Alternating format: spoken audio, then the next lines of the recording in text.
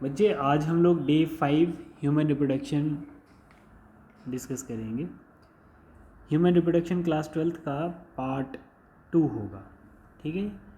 और इसमें हम लोगों ने क्या क्या डिस्कस करना है वो मैं आपको बता देता हूँ। हम लोगों ने पहले यहाँ तक male and female reproductive organ discuss किए थे।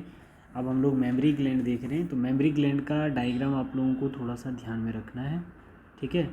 मेमरी ग्लैंड का डायग्राम ये क्या होता है, पेक्टोरल्स मेजर मसल्स है ये वाला, ठीक है। और इन मसल बिटवीन रिब्स प्रेजेंट होती है, ये रिब्स आ गई, ठीक है। और यहाँ पर फैट होती है, ठीक है, ये सब फैट है, ये मेमरी ग्लैंड है फीमेल का, ठीक। तो इसमें क्या रहता है, इसके अंदर क्या होते हैं, मेमरी लोब्स होते हैं बच्चे। फिर क्या रहता है, एल्वेलाई, मेमरी एल्वेलाई होते हैं, ठीक है। और मेमरी डक्ट आ जाएंगे, एम्पुला रीजन्स जो डायलेटेड पार्ट है, और ये वाला जो पार्ट है इसको हम लेक्टिफेरस डक्ट बोलेंगे।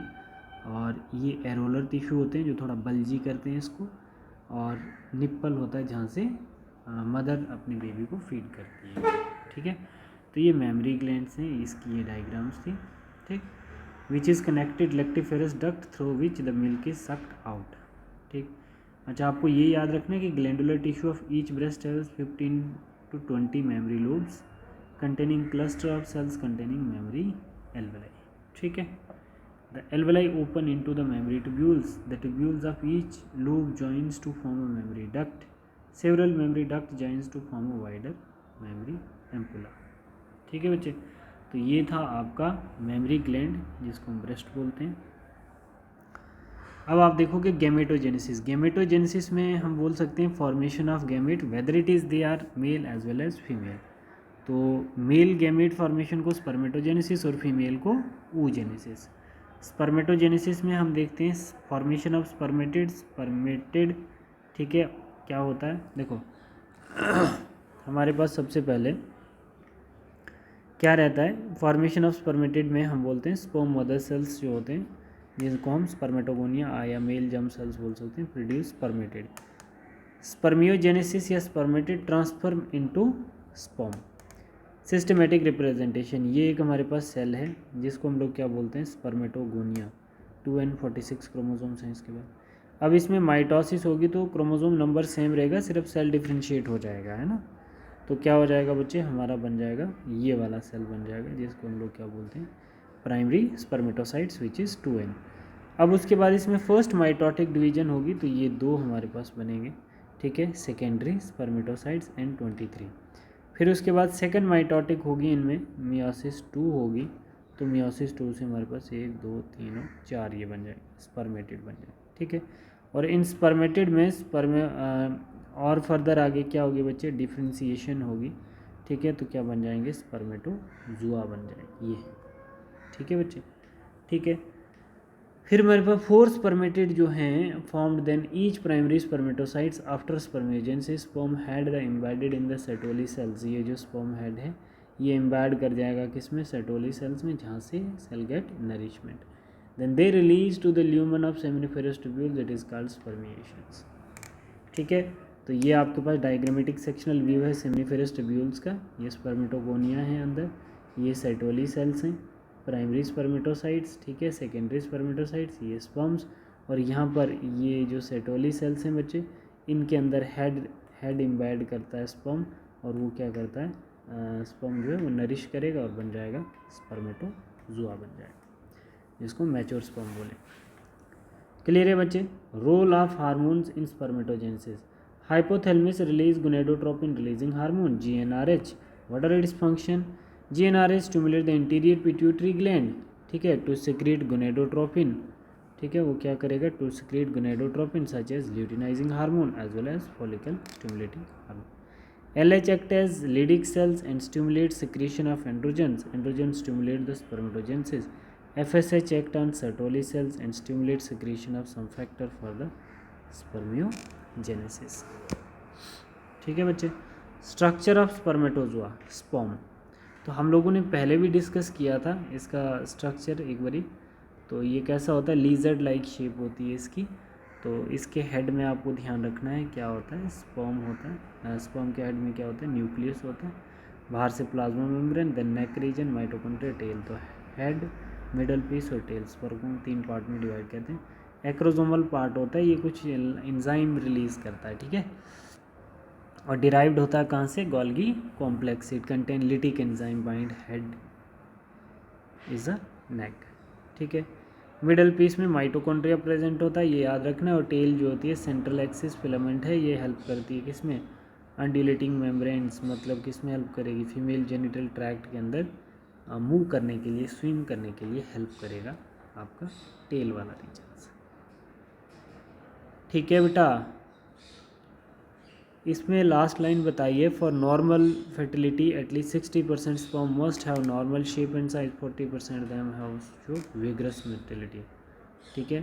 तो 40% जो होता है वो एबनॉर्मल स्पर्म होता है, विग्रस मोटिलिटी शो करता है, और 60% जो होता है उसकी नॉर्मल फर्टिलिटी होती है।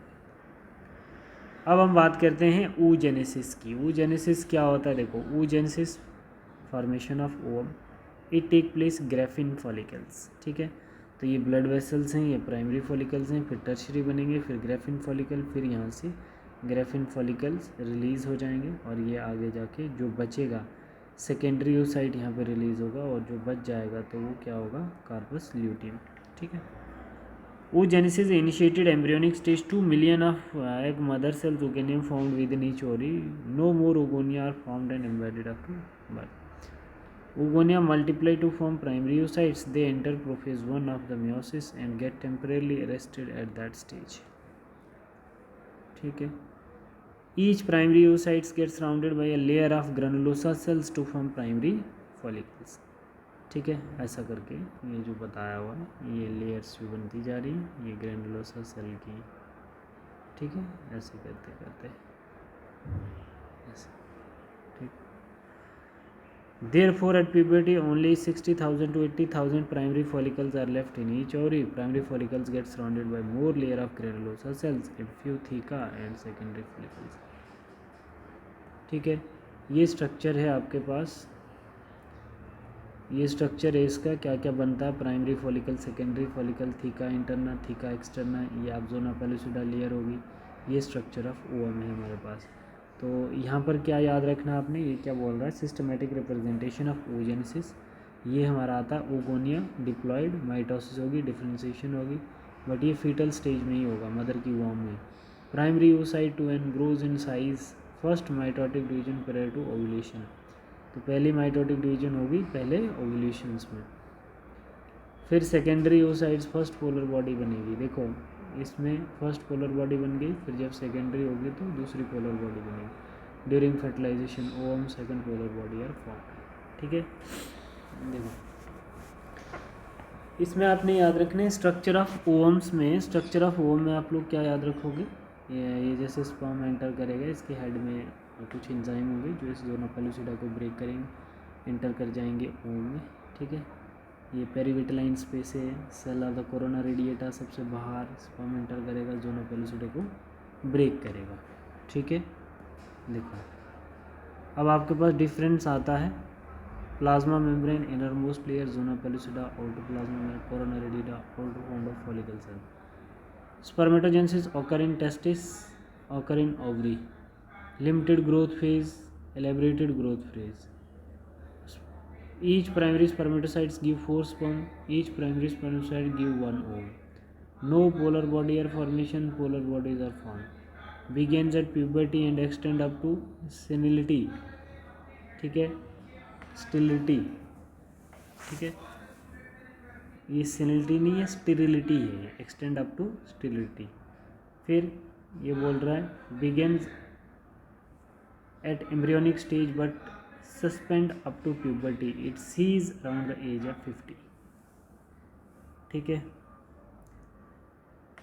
ये था इसका डिफरेंस। और मेंस्ट्रुअल साइकिल में आप लोगों को मेंस्ट्रुअल साइकिल पता होना चाहिए बच्चे, कितनी फेजेस में कंप्लीट होता है मेंस्ट्रुअल साइकिल, ठीक है। और मेंस्ट्रुअल साइकिल होता क्या, स्टार्ट कब होता है, एट द एज ऑफ 13, और स्टॉप कब होता है, सीज कब होता है, एट द एज ऑफ 50, ठीक है बच्चे। तो इसमें आप लोगों ने कुछ चीज़ें याद रखनी है। मेंस्ट्रुअल फ्लो को हम लोग ब्लीडिंग फेज कहते हैं, it take at least 3 to 5 days, right. तो हमारे पास यहाँ पर बच्चे इसकी 3 फेजेस आती हैं मेंस्ट्रुअल साइकिल की, आप लोग देख सकते हैं यहाँ पर, ये मेंस्ट्रुअल साइकिल है, ये वाला मेंस्ट्रुअल मतलब ब्लीडिंग फेज़ आएगा तो इस समय मेंसेस होंगे। हर एक फीमेल्स में 28 डेज़ में मेंस्ट्रुअल साइकिल कंप्लीट होता है। सबकी एक्सपेक्टेड डेट्स जो होती हैं वो अलग अलग होती हैं, बट कितना टाइम जब भी स्टार्ट हो तो 28 डेज़ में ख़त्म हो जाता है। अब इसमें आपने देखना है बच्चे, ये एक डेवलपिंग फॉलिकल्स हैं, ठीक है, ऐसे ऐसे करके, ठीक है। अभी आप देखोगे कि ये हमारा प्रोजेस्टेरॉन है और ये हमारा एस्ट्रोजन है, ठीक। तो यहाँ पर FSH है, ये न्यूरो हाइपोथैलेमिक हार्मोन है, LH है। एस्ट्रोजन कौन प्रोड्यूस करता है? ओवरी प्रोड्यूस करती है। LH FSH कौन? ये हमारे पिट्यूटरी हार्मोन हैं।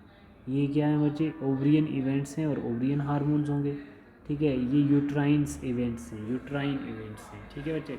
आपको याद रखना है FSH LH थोड़ा स्ट्रेट ही रहते हैं, एस्ट्रोजन प्रोजेस्टेरॉन स्ट्रेट रहेंगे, ठीक है। कब की बात हो रही है? मेंसेस के टाइम की बात हो रही है, जब मेंस्ट्रुअल साइकिल आए। फिर आगे जाके फॉलिक्यूलर ग्रोथ होती है, ग्रेनुलोसा सेल्स ग्रो करेंगे, ठीक है। एग के ऊपर ग्रेनुलोसा सेल्स ग्रो करेंगे। प्रोजेस्टेरॉन स्ट्रेट रहेगा, एस्ट्रोजन्स का वहाँ पर रोल होगा क्योंकि इन सेल्स को थिक करना है, इन सेल्स को थिक करना है, मैच्योर फॉलिकल बनाने। फिर एक टाइम आएगा बच्चे जो LH होगा वो पीक पे चले जाएगा और ओवुलेशन हो जाएगी। जब ओवुलेशन होगी तो यहाँ पर जो हमारा एस्ट्रोजन होगा ये नीचे आ जाएगा क्योंकि प्रोजेस्टेरॉन जो है थोड़ा ऊपर जाएगा, ठीक है, ऐसे करके। तो डेवलपिंग कार्पस ल्यूटियम, जैसे प्रोजेस्टेरॉन ऊपर जाएगा तो कार्पस ल्यूटियम बन जाएगी, ऐसे करके रीजनरेशन। फिर आगे ऐसे ऐसे करके थिक मेम्ब्रेन बनती जाएगी, ऐसे थिक बनती जाएगी, ठीक है। तो ये मेम्ब्रेन ज़्यादा थिक कब होती है? During the period of pregnancy, ठीक है। और अगर प्रोजेस्टेरॉन सेक्रेट नहीं हुआ एस्ट्रोजन तो फिर ये दोबारा से मेंसेस स्टार्ट हो जाएगा। Luteal phase, follicular phase, next cycles begin, ठीक है, यहाँ से स्टार्ट हो जाएगा। मेंस्ट्रुअल हाइजीन क्या है इसको एक बार थोड़ा आप लोग ध्यान में रखना, ठीक है। तो फर्टिलाइजेशन हम लोग देखेंगे नेक्स्ट क्लास में, ठीक है बेटा। Thank you.